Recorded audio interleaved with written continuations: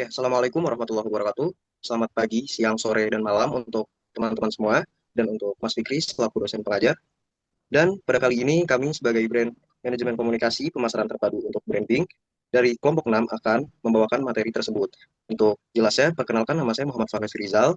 Selanjutnya, Nama saya Safira Nabiha. Saya Muhammad Riko Febriano. Nama saya Nasma Sila. Nama saya Desvita Skarkinasi. Boleh di next, Sila.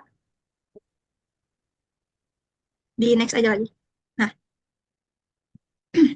oke, yang pertama ada mengintegrasikan saluran komunikasi untuk membangun brand.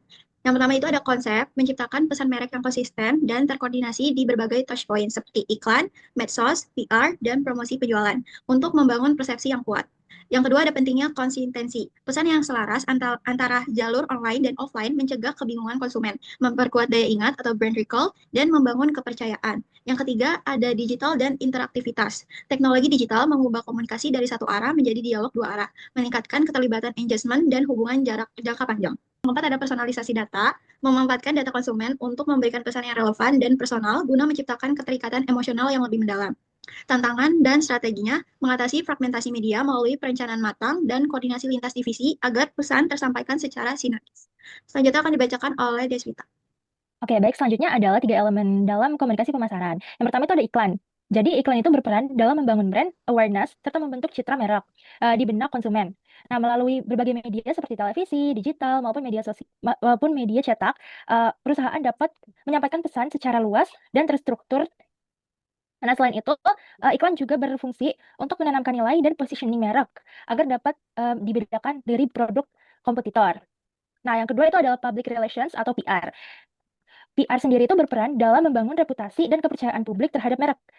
Berbeda dengan iklan, PR itu menggunakan pendekatan yang lebih persuasif dan kredibel melalui publikasi media, penyelenggaraan event, dan komunikasi dengan stakeholder. Nah, dengan demikian, PR mampu memperkuat citra positif yang telah dibangun melalui iklan. Lalu yang ketiga ada promosi penjualan. Promosi penjualan berfungsi untuk mendorong tindakan langsung dari konsumen, seperti pembelian. Nah, bentuknya itu dapat berupa diskon, kupon, maupun hadiah. Nah, meskipun bersifat jangka pendek, promosi penjualan itu tetap penting karena dapat meningkatkan respons konsumen terhadap merek secara langsung. Oleh karena itu, ketiga elemen ini memiliki peran yang berbeda namun saling melengkapi dalam membangun dan memperkuat merek. Selanjutnya akan dijelaskan oleh teman saya, silakan. Oke, selanjutnya ada konsistensi pesan merek dalam IMC. Pentingnya konsistensi pesan merek dalam IMC. Oke, konsistensi pesan ini adalah keselarasan nilai, identitas, dan positioning merek di semua media, bukan sekedar mengulang pesan, tapi memastikan pengalaman merek seragam di setiap touchpoint. Konsumen berinteraksi lewat berbagai kanal. Yang pertama ada media tradisional, TV dan radio. Lalu kedua ada media digital, Instagram, website, dan e-commerce. Lalu ada ketidakkonsistenan dapat menyebabkan pertama kebingungan konsumen, lalu yang kedua ada disonansi kognitif, dan yang terakhir menurunnya kepercayaan merek. Lalu ada elemen yang harus konsisten, yang pertama ada tone of voice, lalu kedua ada visual identity, dan yang ketiga ada nilai inti merek.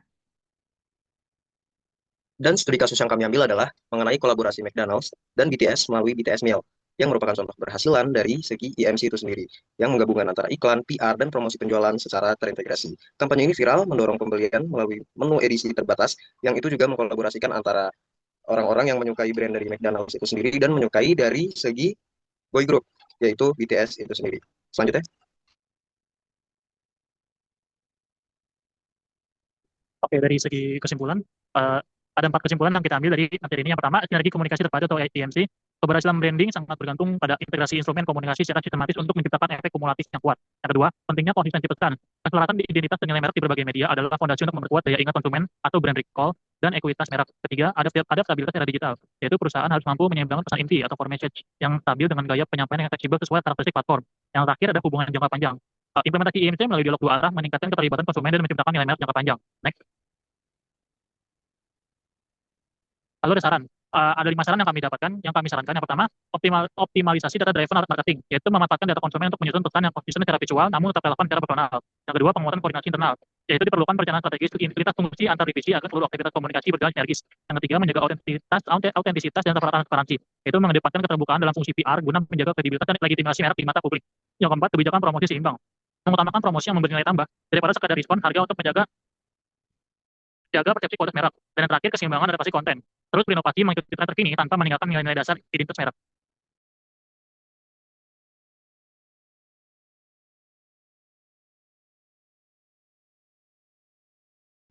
Oke, sekian dari presentasi kelompok saya, kelompok 6. Kurang lebihnya mohon maaf. Wassalamualaikum warahmatullahi wabarakatuh.